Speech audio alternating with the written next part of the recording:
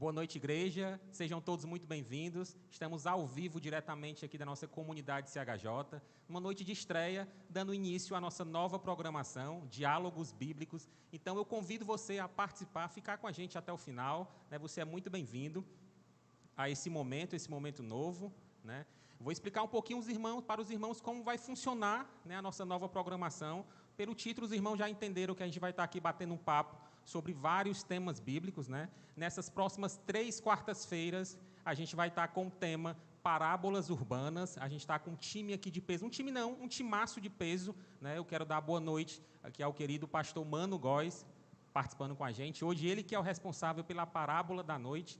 O tema em si é parábolas urbanas. Se você ficou com medo, eu também fiquei, né? Mas a gente continua orando a Deus que vai dar tudo certo. Quero também dar boa noite ao Mateus Vasconcelos e ao querido pastor João Paulo Quintela. Então, mais uma vez, eu convido você a estar participando. Eu lembro que os irmãos também podem interagir. O nosso bate-papo aqui, o nosso diálogo, vai ter a interação, a participação dos irmãos. Você vai lá no nosso chat, eu vou estar aqui com ele acompanhando tudo. Faça seu comentário, deixe sua opinião, sua pergunta, né? Você pode direcionar alguém aqui, ou então para todos, tá? Na medida do possível, a gente vai estar respondendo aqui aos irmãos.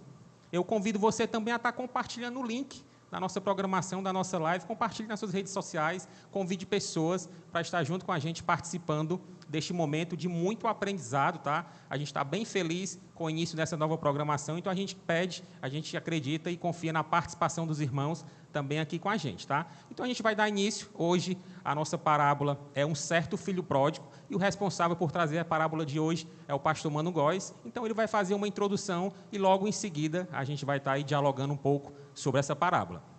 É contigo, Mano. Ok, boa noite a todos. Boa noite, Tiago, Mateus, João Paulo. A gente está feliz por inaugurar esse novo momento. A intenção é a mesma, é o ensino bíblico, mas construir esse ensino bíblico a partir de diálogos.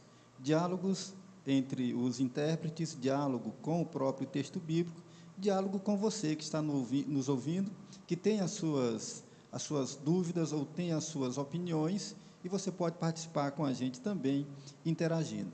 Promover esse diálogo com o texto bíblico é salutar, é indispensável, é de fato necessário para uma boa interpretação bíblica, porque por vezes o intérprete ele tem o seu campo de visão e ele chega a uma compreensão do texto bíblico, mas nada mais enriquecedor do que opiniões que possam colaborar para uma expansão da compreensão do texto bíblico.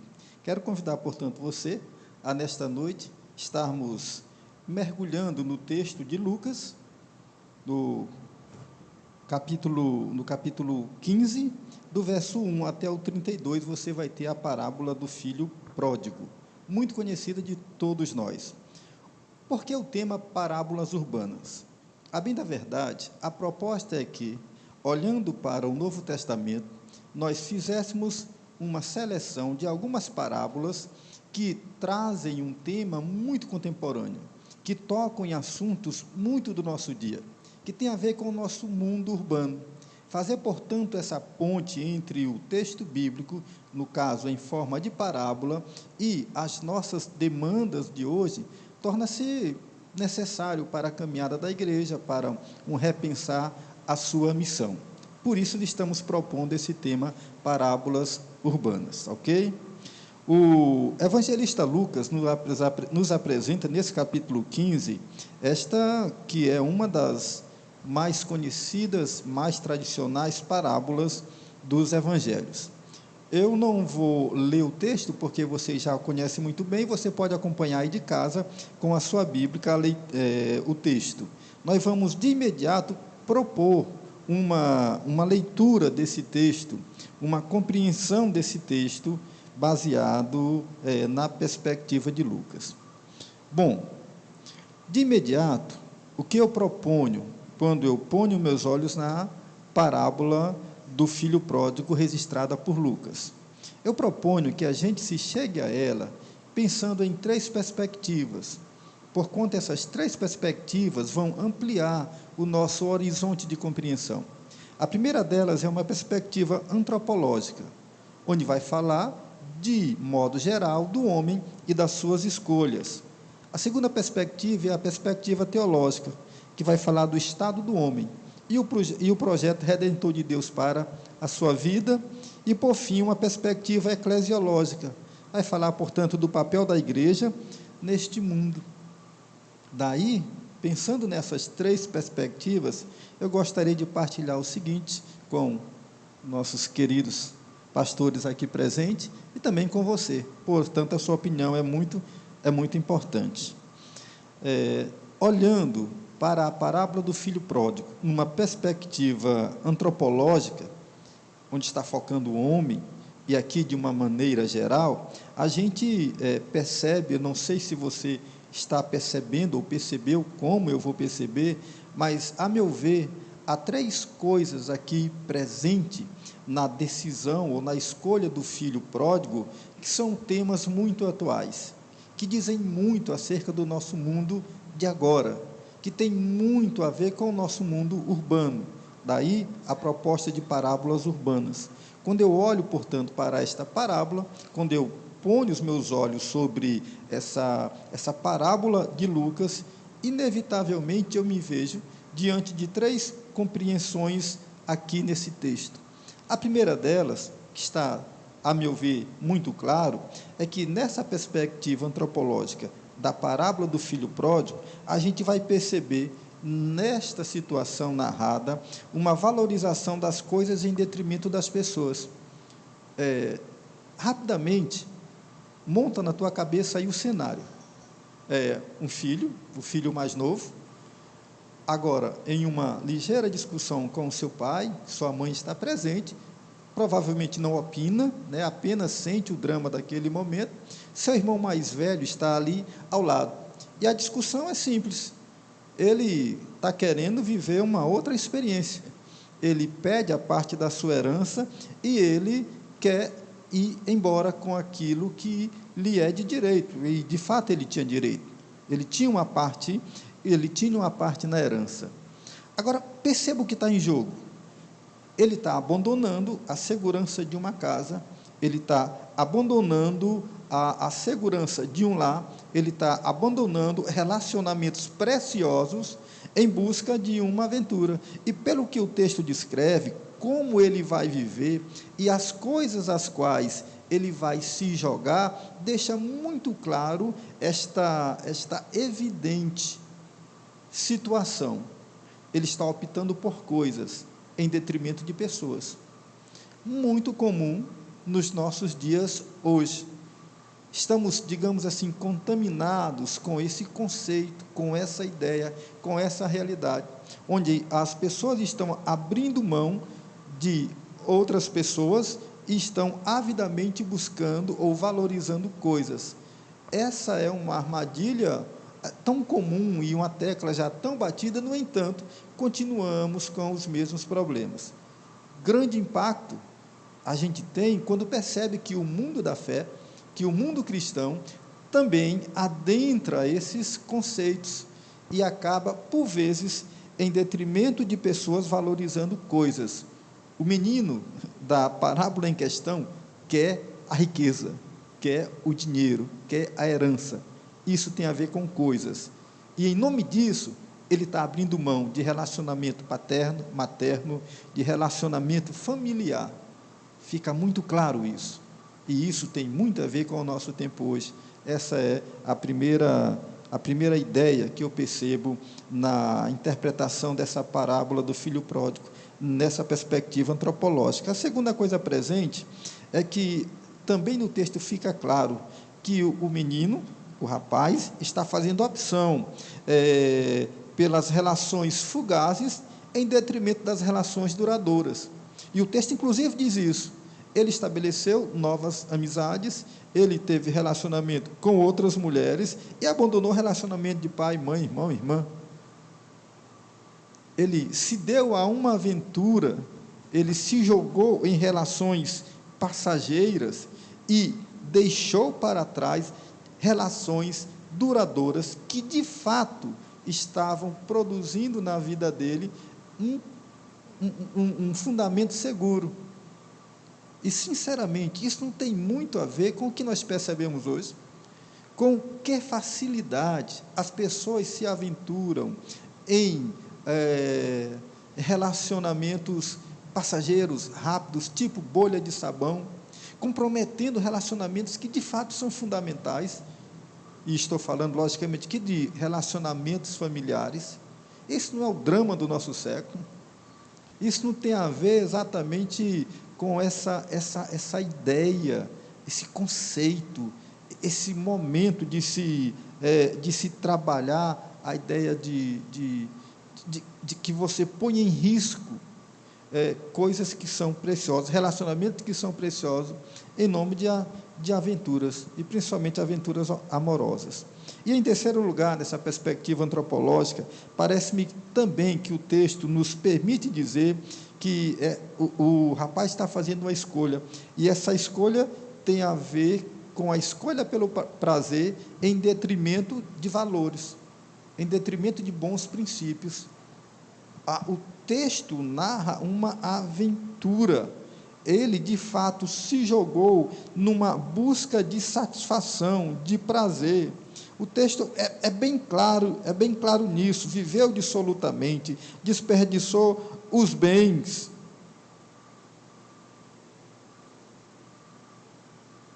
Satisfeito a sua alma, ele, de repente, se defronta com o fato de que tudo aquilo é uma ilusão. Ele abriu mão de valores que eram valores fundamentais, abriu mão de princípios norteadores de toda a família sadia, e ele optou pelo prazer. E por que eu gosto de dar essa ênfase? Primeiro, porque o texto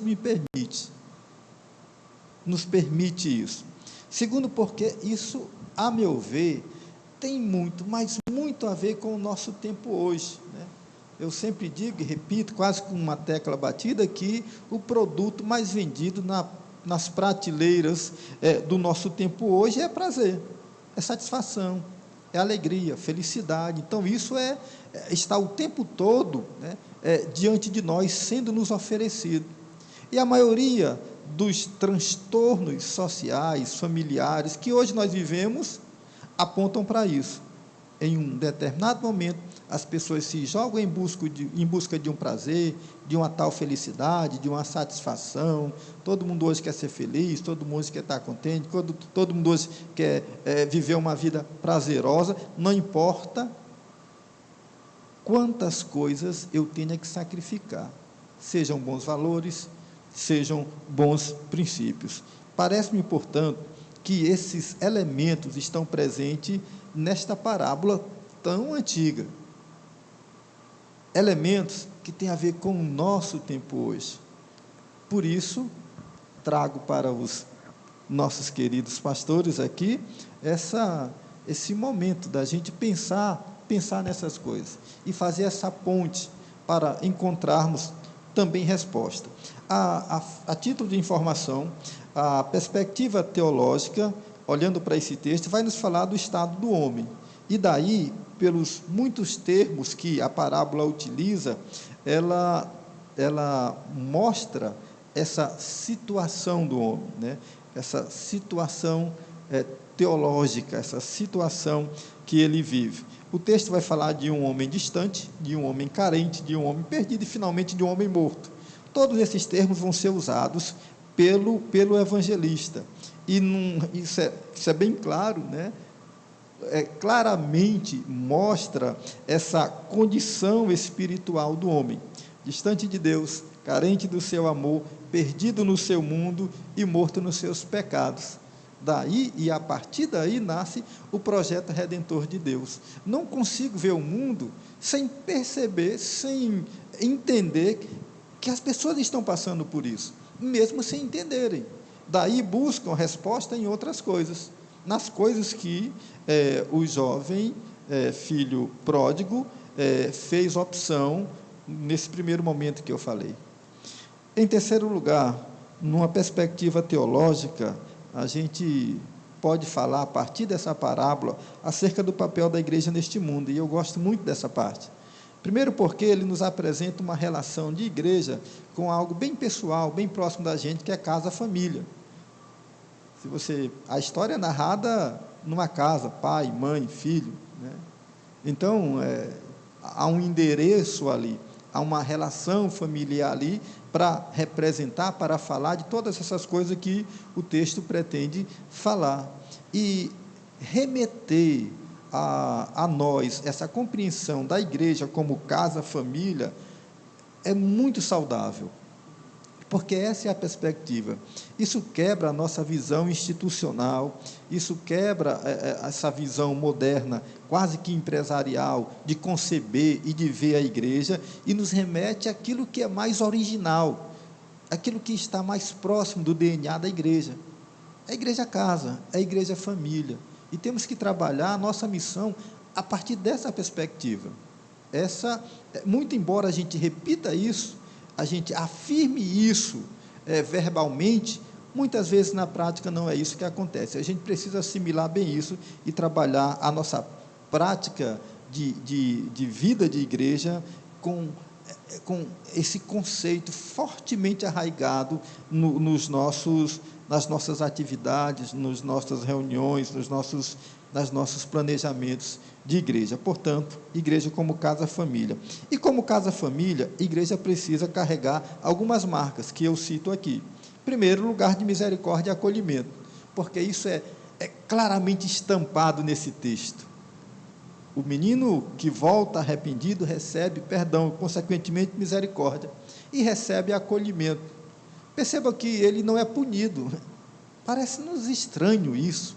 E nesse mundo de hoje, onde nós queremos sempre punir, isso é uma extrema novidade. A casa é casa de misericórdia, é casa de acolhimento. Que eu entendo, isso que pode salvar o homem hoje perdido, o homem que está aí longe e distante de Deus. Não há um espaço aqui para punição. Lógico que todo processo disciplinar é necessário na vida das pessoas. No entanto, misericórdia e acolhimento são dessas coisas que são capazes de mudar a existência humana. Gosto muito de citar o texto, o livro dos Miseráveis, né? O enredo é maravilhoso e fala exatamente disso. Quando alguém que é tido como um perverso é acolhido com dignidade, com misericórdia, com perdão, isso pode provocar uma mudança extraordinária, e a igreja não pode ser diferente. Gosto de ver também, nessa perspectiva eclesiológica, a igreja como lugar de relações refeitas e restauradas. Há uma tensão, há uma quebra, há um rompimento nas relações familiares ali, pai, mãe, filho, irmão, e esse texto começa anunciando esse rompimento, mas depois termina anunciando a restauração desses laços. Também a cara da igreja, cara de família, né? Porque a igreja é para isso, é lugar de relações refeitas, relações restauradas. Daí o cuidado que a gente deve ter na nossa caminhada de valorizar relacionamentos na vida da igreja. Em terceiro lugar, a casa, que também é apresentado como lugar de Cristo. É bom que se tenha isso em mente, porque podemos pensar, ou fantasiar, ou idealizar a ideia de igreja onde tudo é perfeito. Não. A parábola nos mostra uma crise interna, uma crise no meio da família. E se a ideia da parábola é nos remeter a uma reflexão, né, a gente claramente percebe isso no texto. A casa, família, é um lugar de crise, mas também é um lugar de festejo. A festa, quando a restauração do menino acontece, a alegria estampada. E, por fim, eu gosto também de afirmar isso, que, nessa perspectiva teológica, a igreja se apresenta como lugar de restituição e vida, que é a grande missão da igreja neste mundo. Restituir e dar vida, resgatar. Essa é a proposta do Evangelho. Foi por isso que Jesus Cristo morreu na cruz. Ele não veio para sadios, veio para os que estão doentes. E quem está doente precisa de restauração, precisa de restituição, precisa de vida. E o texto nos propõe a isso. Agora, sinceramente, quando a gente olha para esse texto aqui, agora perguntando aqui aos meus queridos, não tem como a gente achar que esse é um texto longe da gente. Ele é distante, no sentido de que foi produzido há muito tempo, mas a temática é presente, é atual, tem a ver com o nosso mundo urbano. E é isso que a gente pretende conversar nesta noite. Pastor João Paulo, pastor Mateus, Tiago, a gente olhar para esse texto do Filho Pródigo e perceber nessas diferentes perspectivas, a antropológica, a teológica e a eclesiológica, possibilidades de trabalhar uma missão da igreja que esteja atento a este mundo, como ele se apresenta, atento a essas carências e atento à nossa missão. Como fazer para estar atendendo, respondendo, apresentar perspectivas bíblicas para dizer para os pródigos de hoje, né, que há uma casa de acolhimento e que a vida não tem que ser exatamente esta vida perdida, longe e distante de Deus. Você pode ser acolhido por Deus e você pode receber de Deus restituição e vida. Passa a bola aí para os meus queridos, o que a gente pode conversar sobre isso? O tema está aberto, você também pode participar conosco agora. Tiago. Eu lembro mais uma vez aos irmãos, vocês foram chegando no decorrer da nossa introdução aqui com o pastor Mano, seja muito bem-vindo, Deus abençoe sua vida. Eu lembro que você pode participar também, tá? Aí no chat você deixa seu comentário, sua opinião, faça a sua pergunta. Eu já vejo que tem grandes movimentações aqui no chat. Eu vou passar a palavra aqui para o Mateus e em seguida o Quintela, eles falarem um pouco aí a respeito da introdução do pastor Mano. Eu lembro que isso é um diálogo, tá? A opinião do Mano, o ponto de vista dele pode ser diferente do dos meninos e a gente está aqui para dialogar justamente para chegar no entendimento, né? E então eu vou passar a palavra aqui para o Mateus. Ok. Obrigado, Tiago. Obrigado, pastor Mano. Cumprimentar também o pastor João Paulo e a todos que estão nos assistindo. E nessa noite, primeiro eu quero dizer que se faltou só o pastor Mano fazer apelo aqui para a gente, levar. Muito legal, muito bom. Eu gostaria, assim, quando o pastor Mano estava falando, algo que eu gostaria de comentar, assim, inicialmente, é sobre a perspectiva do prazer. Esse projeto de vida que tem a felicidade como fim último, ele é um projeto de vida extremamente perigoso na nossa sociedade. Digo isso porque a sociedade, né, à medida que nós vamos desenvolvendo, cada vez mais nós temos conforto. Então, hoje a gente vive num mundo editado, né? Os codificadores lá do Instagram, da rede social, eles selecionam os assuntos que a gente tem interesse para que a gente não possa nem se dar o desconforto de encontrar algo que venha gerar algum tipo de um assunto que a gente não gosta, um candidato, um time, né? Alguma coisa nesse sentido. É um mundo meio editado para gerar uma espécie de maior conforto e maior prazer. E aí a gente percebe que o projeto político do prazer, o projeto de vida, aliás, do prazer na vida sobretudo do filho mais novo, ele é um projeto extremamente prejudicial para as relações dele. Relações familiares, né? A relação dele com ele mesmo. E é tão interessante que eu quero não somente estabelecer que a felicidade e o prazer não pode ser um fim último da experiência humana, não somente por causa da relação paternal, que é apresentada aqui, mas principalmente por causa da relação dele com ele mesmo. Porque nesse projeto de felicidade, ele não só perde a relação com o pai, mas ele também perde a relação dele com ele mesmo. Por isso, então, que a gente é convidado, nessa parábola, a encarar a sociedade do século XXI como uma sociedade como qualquer uma outra, no qual todo o projeto de felicidade, ele é um projeto, eu vou dizer aqui com uma palavra bem polida, imaturo. Né? Eu gosto muito quando Ariano Suassuna diz que a pessoa otimista é uma chata. Diante da realidade, a pessoa que é otimista, ela é uma chata. Porque a gente vive... Eu estou falando isso num dia que tem sido até chato, né? A gente perdeu pessoas queridas e você lidar com a experiência humana a partir de uma perspectiva otimista é uma coisa chata. Agora, ele também continua o raciocínio dizendo que o pessimista é mais chato ainda. Se o otimista é um chato, o pessimista é mais chato ainda. Então, nesse projeto de vida na cidade, uma perspectiva bem equilibrada, eu diria que seria um realista esperançoso. Uma pessoa que lida com a realidade da dor e do sofrimento, que sabe que a vida não é um mar de rosas, que não é esse projeto de felicidade e prazer que eu sempre vou estar feliz, que sabe que existe a dor, que sabe que existe o sofrimento, e isso não vai matar quem ele é, matar as relações dele, pelo contrário, ele vai lembrar que esse mundo, não é, é um projeto assim passageiro e que aponta para uma realidade, e aí seria a realidade onde eu colocaria aqui junto com a parábola, de retorno para a casa do pai. E aí lá talvez ele desfrutaria a felicidade plena. Mas quando a gente vai na fazenda, né? Quando a gente vai aqui nessa fazenda urbana, a gente ter a felicidade como um fim último é um projeto extremamente perigoso para as nossas relações externas, né? Pai e filho, irmão, mas também consigo mesmo. Legal. Boa noite, pastor Mano, Tiago, Mateus, a todos que nos acompanham aí. Antes de mais nada, eu queria expor a minha felicidade por compor essa bancada, por assim dizer, e esse projeto que é tão bacana, que é tão importante, tão relevante para a igreja, né? Nessa parábola urbana citada pelo pastor Mano, a gente consegue destacar pelo menos, no mínimo 3 personagens, né? O filho mais novo, o pai e o filho mais velho. Falando primeiramente do filho mais novo, e diante dessa exposição antropológica, teológica e eclesiológica que o pastor Mano trouxe para a gente consegue perceber algumas características atuais, óbvio.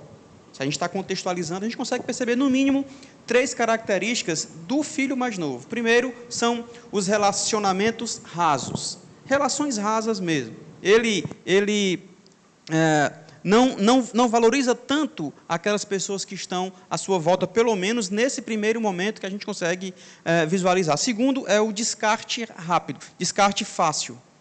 Descarte fácil. Não estou mais afim dessa vida não, vou voar, vou sair fora e tal. E o terceiro é a mentalidade individualista. E aí você pensa assim, mas como assim, né? Primeiro, essas relações rasas, a gente consegue perceber hoje, por exemplo, que as tecnologias que estão ao nosso dispor trouxe também uma facilidade, uma frequência muito grande de relacionamentos. Porém, são contatos, eu vou usar um termo talvez forte, né? Mas são contatos banais. Como assim, pastor? Você fala todos os dias com o pastor Mano Góes, por exemplo, pelo WhatsApp, mas não é um assunto que realmente enriqueça você ou encoraje o outro. É simplesmente um bom dia, boa tarde ou boa noite. Aí amanhã, mais uma vez eu converso com o pastor Mano. Bom dia, boa tarde ou boa noite. E depois de amanhã, bom dia, boa tarde ou boa noite. Ou seja, são relações rasas. Todos os dias, frequentemente eu falo com alguém, mas nada que de fato encoraje, né, que acrescente. E o descarte rápido aqui é o seguinte, hoje também acontece muito. Hoje acontece muito. A gente perdeu um amigo no sentido de fiquei chateado com o Mateus, isso pouco importa. Porque em um clique eu faço um novo amigo. Em um clique eu tenho mais seguidores. Em um clique eu consigo descartar algumas pessoas. E aí, ainda falando do relacionamento raso, pastor, a gente tem desvirtuado alguns conceitos. E isso é muito grave para a igreja, principalmente para a igreja, mas para a sociedade como um todo. Por exemplo, amigos. O conceito de amigo hoje não é mais o que era outrora. O conceito de amigo hoje é você olhar no seu Facebook e ver que tem 4.000 pessoas no seu ciclo de amizade lá. Ou no Instagram, te seguindo 1.000, 2.000 pessoas. Cara, tu não tem 2.000 amigos. Não adianta, tu não tem 2.000 amigos. Tu não tem 4.000 amigos. Um conceito de amor, por exemplo. Hoje você fala, eu fiz amor. Fez amor em alguns minutos? Não dá, né? Amor é uma construção. Amor é algo que perdura, né? Não é algo de minutos, de uma noite, de segundos e tal. Então, por conta desses relacionamentos rasos, a gente consegue, ou a gente acaba desvirtuando alguns conceitos sérios, importantes e relevantes. E, claro, em relação à mentalidade individualista, não precisamos falar muita coisa, não. Ele só pensou em si, ele só queria o que de fato alegrasse o seu coração naquele momento. E hoje a gente também pode pensar assim, poxa, eu vou deixar de seguir fulano porque ele pensa diferente de mim. E é muito fácil. Não preciso dar satisfação para ninguém. Só sigo quem eu quero e só vou permitir que me sigam aqueles que também estão dentro do meu ciclo aqui, daqueles que pensam como eu penso. Então, em falando desse momento do filho mais novo, pelo menos 3 momentos que eu acho grave e que vale demais essa reflexão. Ok. Temos alguns comentários aqui no chat, no nosso canal no YouTube. O André Luiz, boa noite, André. Obrigado pela informação aqui. Ele coloca, muito boa essa perspectiva antropológica da parábola do filho pródigo. Relacionamentos líquidos. Obrigado pelo comentário. A Nara Lígia, seja bem-vinda, Nara. Ela fala que Gaard, acho que eu pronunciei, Kierkegaard, fala dessa busca pelo prazer na fase estético do existencialismo, mas ele volta para o estético e religioso. Outras 2 fases que compõem o seu ser. O André também continua e fala, é o pensamento meritocrático, religioso. O Rômulo comunica que a punição lhe foi dada no lugar onde ele imaginou o prazer, entre parênteses, no mundo, a respeito da introdução do pastor Mano. Wagner Rocha, ele também comenta, graça e paz, boa noite a todos os articuladores, tema mais que pertinente e importante para os dias atuais. O Evangelho é quem cuida do ser humano em todas as esferas. A Nara também comenta, precisamos aprender sobre. E esses são alguns comentários que vão chegando. Eu lembro mais uma vez que os irmãos podem enviar suas perguntas. Eu tenho uma pergunta aqui que chegou pelo WhatsApp. Né? Os irmãos da igreja também têm essa opção de estar enviando aqui pelo nosso perfil no WhatsApp. Deixa eu só pegar aqui. Pronto. Por que muitas pessoas que vão para a igreja agem como o irmão mais velho, entre parênteses, que fica apontando o dedo ou algo do tipo, quando alguém se reconcilia? E como podemos mudar essa atitude dentro da igreja? Legal. Deixa eu fazer um breve comentário sobre isso. É interessante perceber que o contexto da parábola. Para a gente pegar um pouquinho do contexto, é interessante olhar para quem foi que Jesus contou essas parábolas. Ele vai contar essas parábolas exatamente para os fariseus e os escribas que estavam reclamando que Jesus comia com pecadores. Então, na minha perspectiva, mais do que falar sobre o filho mais novo, a parábola está colocando 2 filhos que estão igualmente perdidos e um pai de amor que está indo em busca de ambos fora da casa. E é interessante pensar dessa perspectiva, porque parece que nós não temos somente um filho perdido, mas nós também parece que temos um pródigo, um perdido, dentro de casa. Então, é interessante... E algumas marcas textuais aqui mostram para a gente isso. Primeiro, quando o mais novo pediu para que repartisse os haveres, ele ficou calado, o silêncio já denunciou ele. Depois, então, ele vai argumentar com o pai que serviu o pai, que foi fiel, foi obediente, mas ainda assim o pai não deu aquilo que ele queria. Nessa perspectiva, me parece que o filho mais velho está servindo o pai não por causa do pai, mas está servindo o pai por causa que ele queria, em certo momento da vida, um novilho cevado para festejar com seus amigos. Nas entrelinhas aqui, eu posso dizer que o pai está fazendo é indo salvar 2 filhos, os que estão perdidos fora e os que estão perdidos dentro. Um está perdido pela sua devassidão, pela sua entrega, pela sua libertinagem. Outro está perdido pela sua obediência, pela sua perseverança, pelo seu cuidado.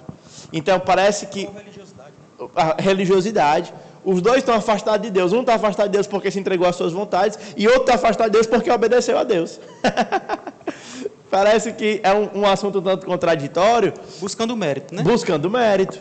Então, se uma pessoa ela não se alegra e aponta o dedo quando alguém vem para a casa do pai, é preciso saber se essa pessoa está de fato na casa do pai ou ela estava obedecendo o pai para ter novilho cevado do pai. E aí, quando chega mais pessoa para que reparta os novilhos, isso gera algum tipo de ciúme. Então, irmão aí, que tá, né, já, não vou falar muito mais que isso, vai ficar só no ar. Cara, deixa eu só fazer uma pequena observação aqui do versículo 12, tá? Diz assim, ó, na parábola, Lucas, capítulo 15, versículo 12, diz assim: o mais moço deles disse ao pai: pai, dá-me a parte dos bens que me cabe. Só para a gente compreender, lá em Deuteronômio, capítulo 21, dos versos 15 ao 17, vai falar um pouco sobre o direito do primogênito, tá? E aí no 17 vai falar que o primogênito tinha direito a 2/3 da herança. Consequentemente, o mais novo tinha direito a 1/3. Vai falar também lá, na continuação, do 18 até o 21, vai falar um pouco sobre o filho desobediente. Aí, contextualizando isso, ou pelo menos centralizando essa história dentro da lei judaica, ou mosaica, né?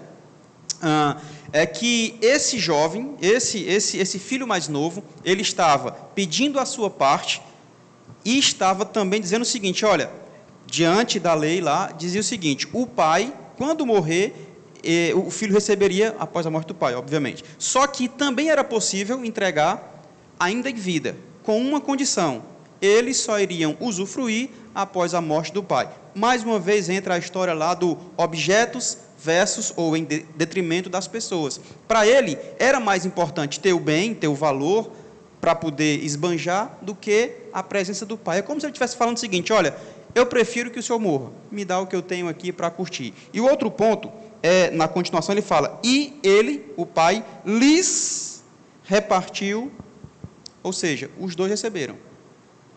O mais novo recebeu a parte dele, mas o mais velho também recebeu a parte dele. E aí entra o que o Mateus falou, né? Ele recebeu a parte dele, mas não esbanjou porque achava que merecia alguma coisa se fizesse dessa forma. Ou seja, um agiu por impulso, papocou tudo.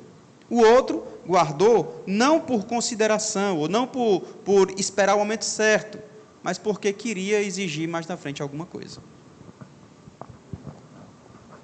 Exato. Originalmente, a parábola é exatamente uma contestação a essa dificuldade que os sacerdotes, as autoridades judaicas, as autoridades religiosas judaicas, ao ensino de Jesus Cristo, a essa atitude de Jesus de chegar, de acolher. Tudo começa porque ele cura uma pessoa, né, em um dia indevido, segundo eles. E nessa cura, Jesus já lança a pergunta, isso é permitido ou não é? Aí vem uma série de parábolas acerca disso. Parece-me que há aqui uma tentativa de Jesus Cristo em desconstruir uma mentalidade que está fortemente arraigada na religiosidade de Israel. Isso que Jesus Cristo ia dizer que impedia, por exemplo, o acontecer de Deus entre as pessoas. Algo tipo, vocês invalidam o mandamento de Deus por causa da vossa tradição. Porque muito dessas oposições a Jesus Cristo eram oposições meio que sem sentido, eram posições do ponto de vista religioso, né? Tem muito a ver com religiosidade do que propriamente com o evangelho, com vida, com interesse pela pessoa humana. E é isso que Jesus está questionando. Então a parábola vem expor isso, vem dizer isso para os fariseus e os demais líderes religiosos que estavam criticando a atitude de Jesus Cristo em estar tão afeito, né, aos pecadores. Isso vai acontecer inúmeras vezes. Daí, essa parábola é muito bacana, porque ela faz isso que o João Paulo fazendo, que o Mateus lembrou também. A gente aqui, Jesus Cristo está alcançando, né, duas realidades. Ou seja, ao perdido, Jesus quer recuperar, né? Ao religioso, ele quer conscientizar, né? De qualquer maneira, Jesus, por sua mensagem, pelo seu evangelho, por sua palavra, ele está trabalhando restauração na vida das pessoas. Agora, é muito bacana, a gente tem muita facilidade em perceber isso e em dizer isso hoje, mas nós temos as nossas religiosidades, e talvez esse seja a grande coisa, a grande questão, como a gente lida com a nossa religiosidade, com os nossos dogmas, com os nossos costumes, com as nossas heranças religiosas. Se por vezes a gente não incorre nessa mesma tentação, nesse mesmo risco do filho mais velho, né? De achar que alguém é merecedor ou alguém não é merecedor, ou como Deus deve agir sobre um ou sobre outro, principalmente nesses dias em que está se resgatando muito essa ideia do repúdio, do cancelamento. Do cancelamento. Do cancelamento. Então, assim, a gente tem que ter esse cuidado, porque é uma linguagem que vai se estabelecendo e a gente, de repente, se percebe lutando contra coisas que Jesus Cristo ensinou, né? Daí, eu achei bacana a palavra dos meninos, e só acrescentar aqui o João Paulo falou sobre essa condição moderna, aliás, condição pós-moderna ou hipermoderna, de acordo com a perspectiva de quem está lendo, né? Vivemos no mundo virtual, vivemos no tempo da virtualidade. Ninguém pode fugir disso. Por exemplo, agora estamos utilizando a ferramenta, né? E logicamente que não é a mesma coisa. Eu não posso sentir, né, a mesma coisa aqui com os meninos próximos e com você que está aqui do outro lado da tela. E essa virtualidade inevitavelmente vai produzir isso que o João Paulo, o pastor João Paulo falou há pouco, né? Essa superficialidade nos relacionamentos, que eu acho que é o grande perigo. Bauman, né, que vai trabalhar muito essa questão.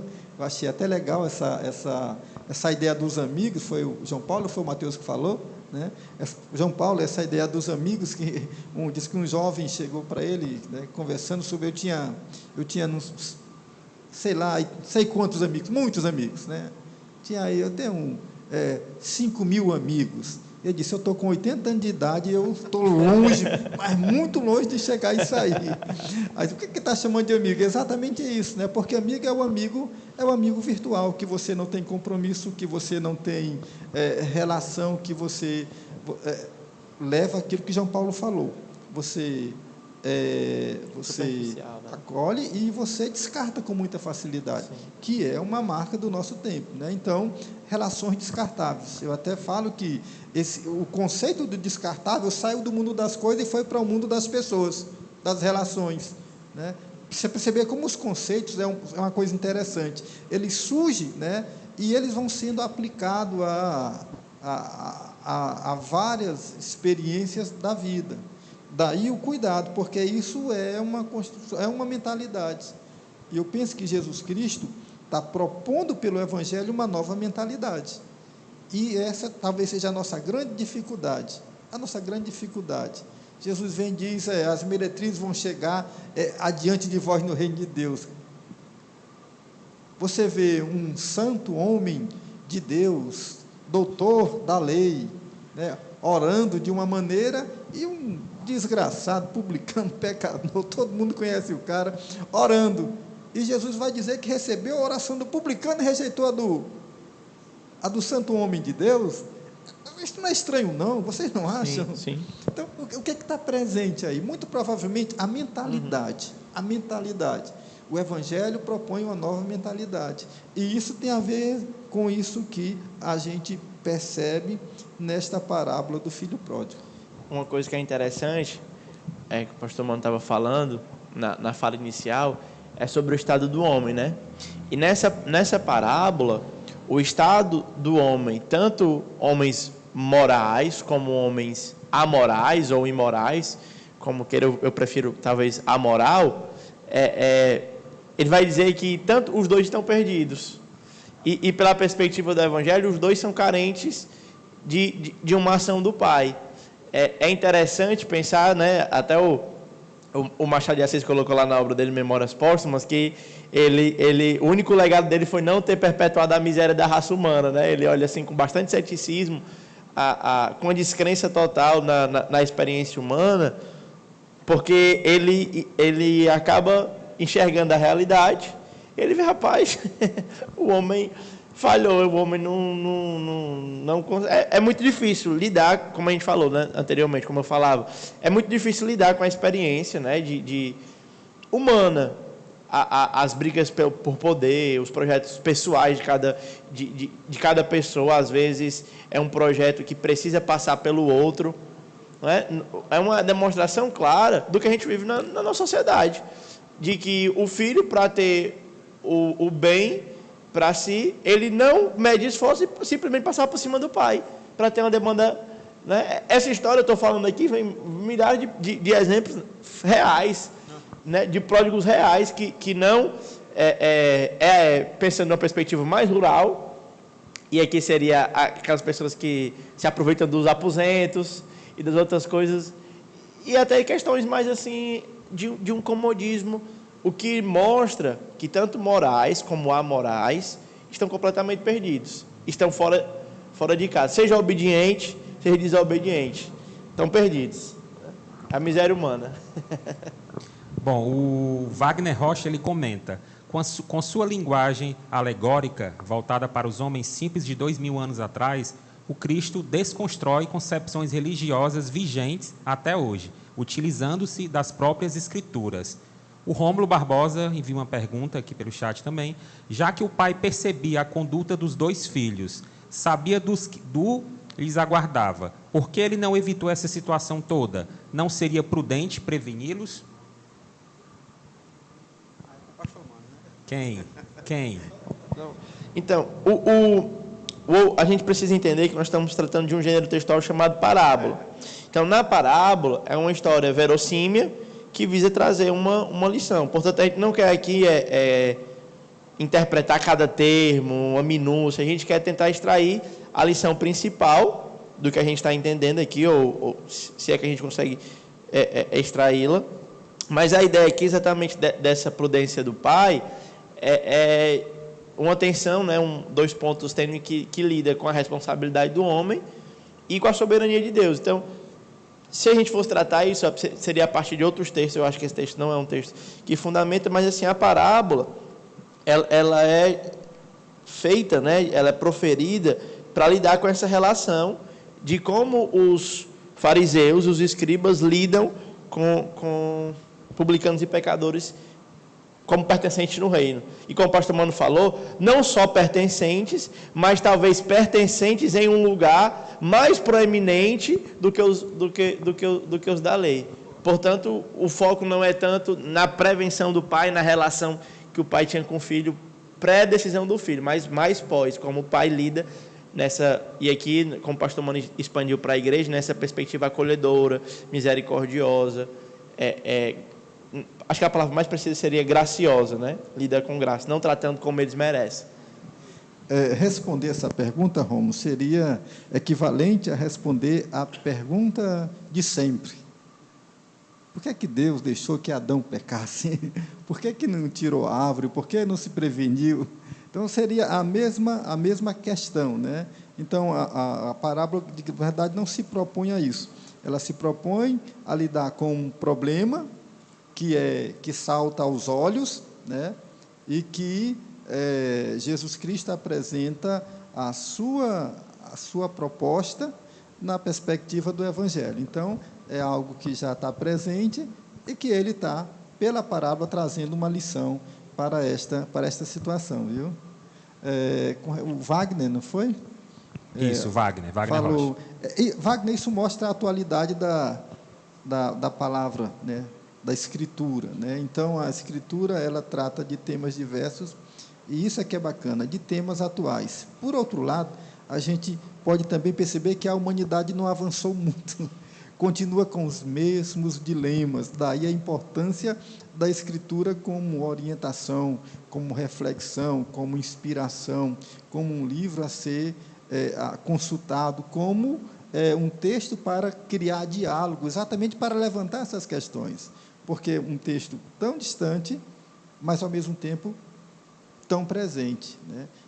Temos que fazer valer a Escritura nesse sentido, no sentido da mensagem que ela proporciona para o homem hoje, porque ele continua aprisionado pelas as mesmas coisas de há tantos anos, e a resposta ainda vai continuar, portanto, sendo a mesma, né?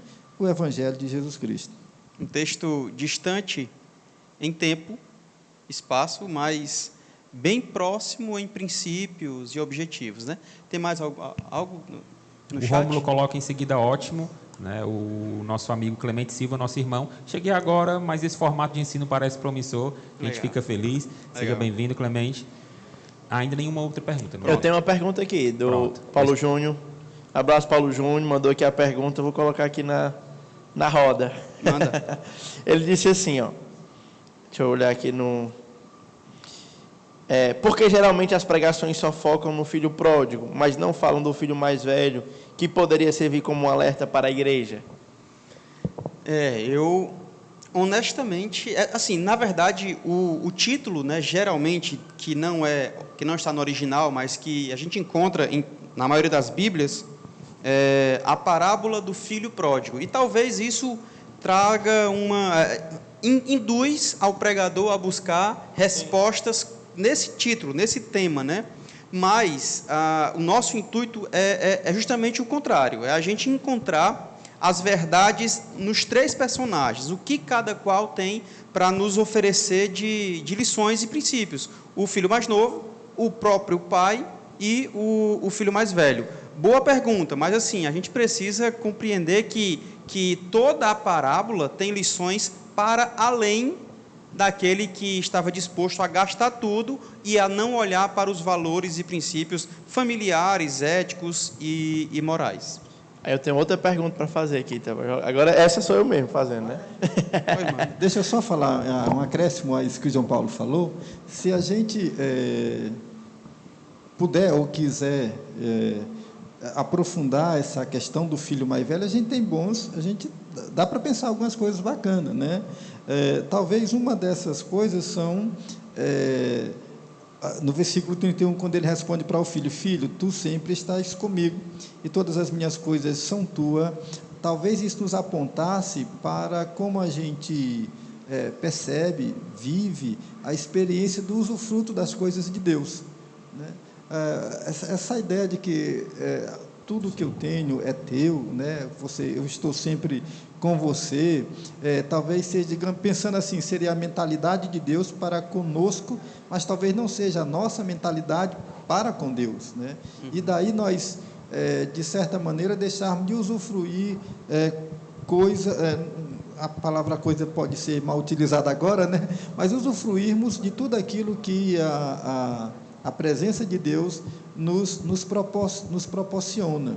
A outra seria exatamente esta divergência de identidade. O filho não pensa como o pai, né? E por que não pensa como o pai? Então, assim, ele tem o atributo, a qualificação de não agir como o filho mais novo, o irmão mais novo agiu, mas ele não tem a qualificação de pensar como o pai pensa. Sim. Né? Interessante. Então, digamos assim, ele se porta bem por um lado e se porta mal por outro. E talvez isso tenha muito a ver com as nossas contradições religiosas. A gente consegue, como Pedro, em um momento, agradar ao Cristo e ser alvo da revelação de Deus, e em outro momento dizer uma tolice assim. Esse talvez seja uma grande preocupação que deve permear a nossa reflexão enquanto igreja, que por vezes a gente age bem por não agir tal qual o filho pródigo, mas age mal por pensar tal qual o irmão dele, o filho mais velho. Então, é uma reflexão que a gente pode fazer, né? A outra é aquela questão que eu já repeti da mentalidade. É justo nos alegrar, porque este irmão estava morto e reviveu, estava perdido e foi achado. É pela alegria, a satisfação, o prazer que o pai tem de resgatar o filho perdido, né? Então, aí para o Mateus, que é missionário, talvez isso arda mais no coração dele. Essa ideia da igreja que resgata, que a intenção é buscar, é salvar, que isso é tão forte no seu coração, que não há espaço para outra coisa. E talvez a gente precise disso, desse sentimento, né, de resgate, de valorizar a vida, de alcançar o outro, fugindo da mentalidade religiosa, que a mentalidade religiosa é punir, e a mentalidade do evangelho é restaurar. E aí seria portas para que a igreja pense amplie a sua reflexão e, consequentemente, melhore a sua prática e a sua missão. A minha pergunta já foi respondida, mas eu vou colocar aqui para a gente, pastor Mano, que seria exatamente nesse último tópico que o pastor falou na introdução. Como é que a igreja ela pode emprestar a si mesmo, né, para fazer o papel do pai e ir em busca tanto do filho perdido e lidar... Porque assim, ó, a gente está lidando aqui com os 2 filhos, mas é interessante que os 2 precisam de graça. Tanto o mais novo, o devasso, né, o libertino, o perdido, como o religioso. Então, assim, como é que a gente pode lidar com graça? Né? Porque, de fato, convenhamos, é chato lidar com... É desconfortável lidar com qualquer um dos 2. Que, inclusive, é chato lidar com gente, de forma nesse sentido, porque todos nós estamos inclusos em alguma parte disso. Então, tanto nós precisamos, como igreja, né? E a minha pergunta é isso, como é que nós poderíamos dar graça para os religiosos que precisam do Evangelho e para os libertinos que também precisam do Evangelho e para nós mesmos que também precisamos do Evangelho. Eu não sei onde é que você se encaixa nessas 2, como mais velho ou mais novo. Bom, logicamente que eu acredito que que por um tem que agir com misericórdia e acolhimento, né? E o outro tem que agir com consciência. É o que ele faz. Há um diálogo. A palavra diálogo está bem, bem presente agora. Então, há um diálogo, há uma conversa, há um estado de consciência sendo trabalhado por parte do pai para com o seu filho. Então, ele está explicando as razões. Eu penso que a igreja deve sempre agir nessa direção, né? A todo sentimento religioso, ele deve explicar. E eu acho que Jesus Cristo traduziu isso numa frase belíssima, belíssima, que eu esqueci agora. Linda, linda. Brincadeira. Misericórdia quero, e não sacrifício. Então, é assim, essa é uma mentalidade que a gente precisa estar trabalhando assim, na vida da igreja. Tem a ver com mentalidade, tem a ver com discurso, tem a ver com reflexão, tem a ver com conversa, tem a ver com diálogo. E isso tem que ser construído, porque, como eu falei, é muito interessante. A mente religiosa, ela é acéfala, né? Porque ela mecaniza a vida, mecaniza a experiência, e ela perde a sensibilidade. O Evangelho é um convite à sensibilidade. Então, o que o pai está fazendo aqui com o filho mais velho é exatamente provocando essa sensibilidade. Ele pergunta: não era justo? O que você tem aqui é teu, o que eu tenho aqui é seu, eu estou sempre aqui com você, mas seu filho estava perdido, dá para entender isso? Então, é justo a gente se alegrar com ele, né? Ele estava morto, agora reviveu. Então, ele aponta outros caminhos, tirando daquele sentimento Carrancudo, né? Carrancudo, sisudo, né? Sim. próprio da religião. De alguma forma ele confronta, mas apresenta a realidade. Exato. Isso aqui é o que é importante. Exato. Isso é o que vale de fato. Sim. E não o mérito, como já falamos aqui, né? E não tudo aquilo que você tem feito, o serviço, na verdade, ele estava trabalhando nesse momento aqui. O texto vai dizer que ele chega e percebe alguma coisa diferente, escuta as músicas, a dança, e pergunta a um dos empregados: o que está acontecendo por aí? Quer dizer, o pai confronta: cara, mas tu está sempre comigo, aliás, eu estou sempre contigo, tudo que é meu é teu, coisa e tal, e mostra a realidade, como você falou, né? A sensibilidade, mostra o que de fato vale, o que de fato é importante, que tudo isso daqui você tem, está sempre comigo, mas isso não importa, sabe por quê? Porque o teu irmão estava morto e reviveu. Sim. Estava perdido e foi achado.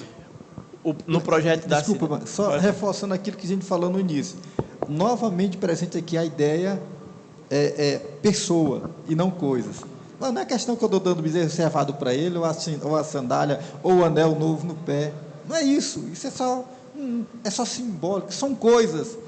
O fato da alegria é que ele voltou. Sim. Então, novamente, o foco em pessoas e não em coisas. E ele estava, tu veio e tu deu para ele o bezerro cevado, ou seja, estava chateado porque o pai estava abrindo mão de coisas em função e estava valorizando, consequentemente, as coisas, não a pessoa. Então, essa é uma marca. Os dois, então, né, estavam mais preocupados com as coisas. Tá aí, né? A mentalidade era parecida. A diferença é que um foi... Um foi mais honesto com as suas... Pronto. Foi mais honesto com as suas vontades, e outro foi um pouco mais hipócrita, não teve coragem de dar vazão às suas vontades. A diferença é que um ficou dentro da igreja, o outro saiu. Então, assim... Fomos perdidos. Para a gente ver, né, como a gente precisa estar, assim, antenado, ligado com toda a experiência religiosa. A experiência pode ser traiçoeira nesse sentido. Sim. Né? Pode ser traiçoeira nesse sentido. Daí, o Evangelho é aquilo que vai nos conscientizando dessas coisas, né? E a construção dessa mentalidade é muito importante. E daí, sim, o ensino é fundamental para isso, e o diálogo com o texto bíblico, então, vai nos ajudar, assim, maravilhosamente nessa direção. Tiago?